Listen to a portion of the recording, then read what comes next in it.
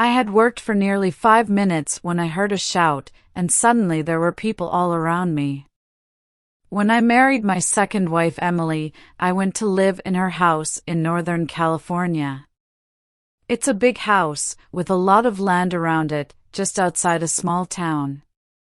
The next house is almost exactly the same, and that belongs to Emily's sister, Millicent. Millicent and Emily. Sisters. But completely different in looks and in character. Millicent is tall and rather thin. She is very strong-minded and likes to control everyone around her, including Emily. She wasn't at all pleased when I came and took Emily away from her influence. Emily is rather short and, well, fat. As she says, she weighs 11 or 12 kilos too much. She doesn't claim to be very clever, and usually she does what other people want. Not always, though. The 3 weeks now, Emily had been away. But Millicent had been watching me closely. She was with me now, drinking coffee in our sitting room. The telephone rang, and I answered it. Yes. Hello, dear. This is Emily. What is your surname? Oh, really, dear. Emily, your wife. I'm sorry. You must have a wrong number. I put the telephone down. Millicent was watching me. You look as white as a sheet. You seem frightened. It's shocked. Who telephoned? It was a wrong number. Millicent drank some coffee. Oh, Albert. I thought I saw Emily in town yesterday, but that's not possible. Of course it's not. Emily is in San Francisco. Yes, but where in San Francisco? She didn't say. She's visiting friends. Emily doesn't have any friends in San Francisco. I know all her friends. When will she be back? She wasn't sure when it would be. I've heard, Albert, that your first wife died in a boating accident. She fell out of the boat and died in the water. I'm afraid so. She couldn't swim. And you were the only witness to the accident. I believe so. No one else ever came forward. Did she leave you any money, Albert? It's nothing to do with you, Millicent. In fact, Cynthia had $50,000 of life insurance and one sailing boat. Poor Cynthia. She had taken her boat out alone that day. I had seen the accident from the boat club and rushed out in another boat, but it was too late to save her. Millicent finished her coffee and left. When she had gone, I went for a walk through the woods behind the house. I walked to an open space between the trees, which had a little stream running through it. How peaceful it was here. Quite. A place to rest. I had been coming here often in the last few days. I sat down on a fallen tree near the stream and thought about Emily and Millicent. Their houses and land were very similar, so you would expect them to be equally rich.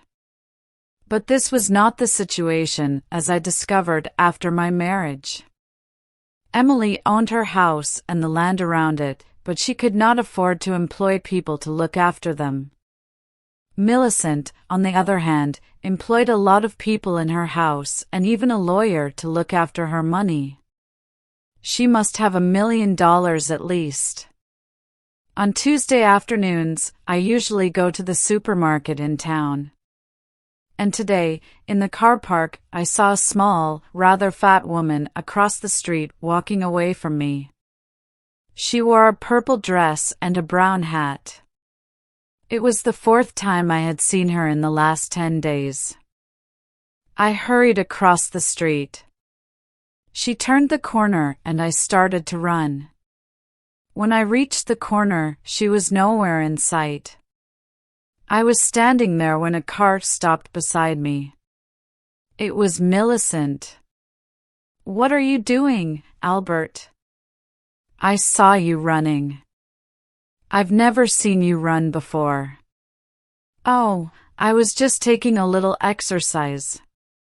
I was still breathing hard as I walked back to the supermarket. The next morning, when I returned from my walk to the stream, I found Millicent in the sitting room, pouring some coffee for herself. "I've been in the bedroom, looking at Emily's clothes," Millicent said. "I didn't see anything missing." "Why should anything be missing? Has there been a thief in the house?" "Don't tell me that Emily went off to stay with friends in San Francisco without any luggage." "She had luggage. Though not very much." "What was she wearing when she left?" "I don't remember," I said. That evening, as I prepared for bed, I looked inside Emily's cupboard. What could be done with her clothes? Perhaps I should give some away. I woke up at 2 in the morning. Bright moonlight was shining on my face. I dressed and went out to the hut in the garden. I needed something for digging a hole. I chose a spade with a long handle, put it on my shoulder and began walking towards the stream. I was nearly there when I stopped. I shook my head slowly and returned to the hut. I put the spade away and went to bed. The next morning, Millicent came to see me while I was having breakfast. She brought in the Morning Post, which had just come. It included one small blue envelope addressed to me. The writing seemed familiar. The postmark was our local town. I opened the envelope and pulled out a sheet of paper. "Dear Albert, I miss you so very much. I shall return home soon, Albert. Soon, Emily." I put the letter and the envelope into my pocket. "Well?" Millicent asked. I thought I recognized Emily's writing on the envelope. "Did she say when she'll be back?" "That is not Emily's writing. It's a letter from my aunt in Chicago." "I didn't know you had an aunt in Chicago." "Don't worry, Millicent. I do have an aunt in Chicago." At night, I was in bed, but awake, when the telephone beside my bed rang. "Hello, my sweet. This is Emily." "You are not Emily. You are someone else." "Don't be silly, Albert. Of course this is me, Emily." "You can't be Emily. I know where she is, and she couldn't telephone at this time of night." "You think you know where I am?" "No. I'm not there now." It was too uncomfortable. So I left, Albert. I got out of bed and dressed. I went downstairs to the study and made myself a drink. I drank it slowly. It was nearly 1 o'clock in the morning when I went to the garden hut again and took out the spade. This time I went all the way to the space between the trees. I stopped beside the highest tree of all. I began taking big steps, counting at the same time. 1, 2, 3, 4. I stopped at 16. Then I began digging. I had been digging for nearly 5 minutes when I heard a shout.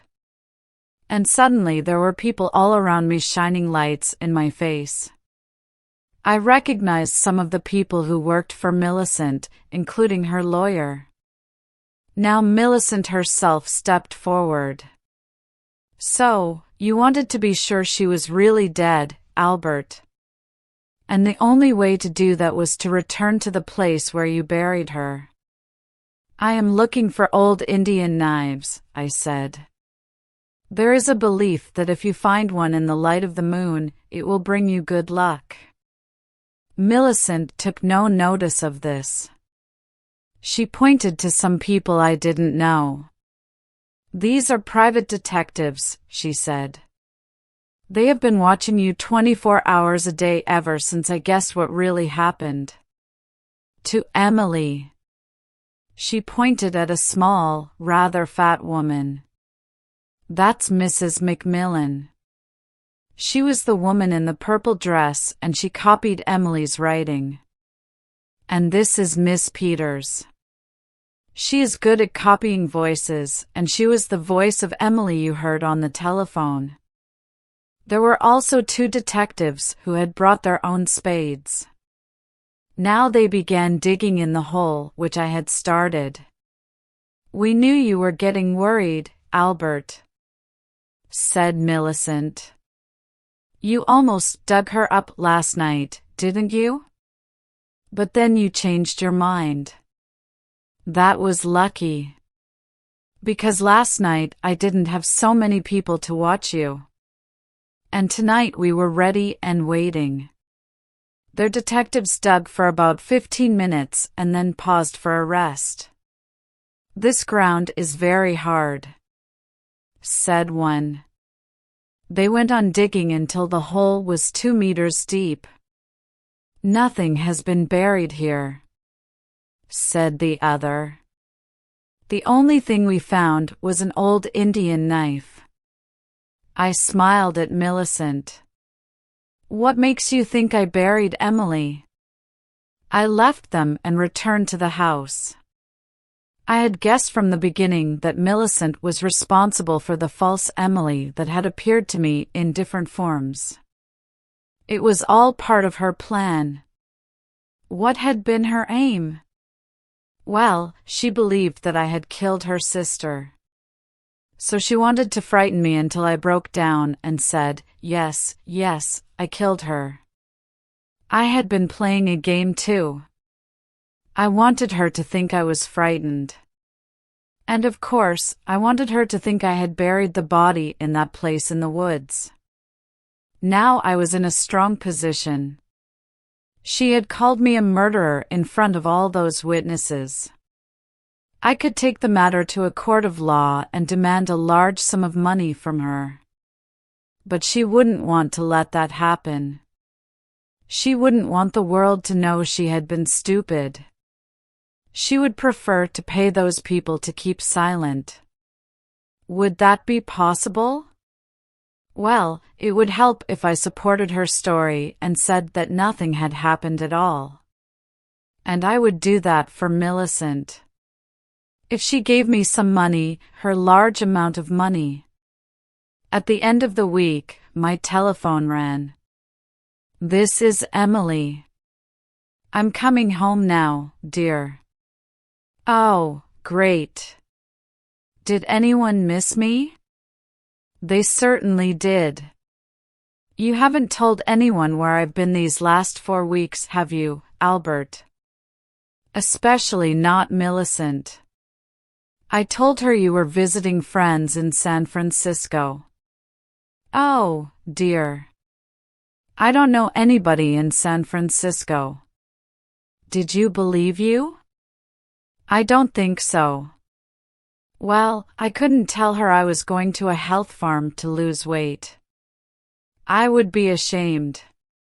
And I wasn't sure that I would manage it. But I have, Albert. I have. I've lost 14 kilos. My figure must be as good as Cynthia's now. Well done, Emily. That's great. Why is Emily jealous of my first wife? They each have their place in my heart. Yes. But now none of my clothes will fit me. I'll have to get a lot of new clothes. Do you think we can afford it, Albert?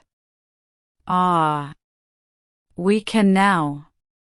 There is some help from Millicent.